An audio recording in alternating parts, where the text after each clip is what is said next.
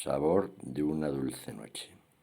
Vestigios de un nuevo día, recuerdos de la larga noche.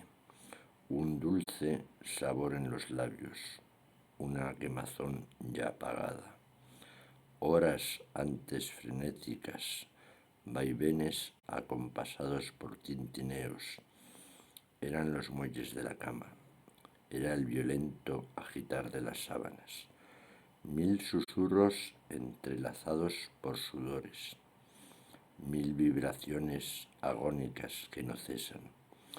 Es el emerger de un torrente abocado hacia una dulce gruta.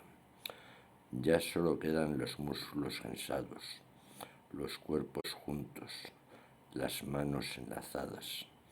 El corazón vuelve a su monótono compás y un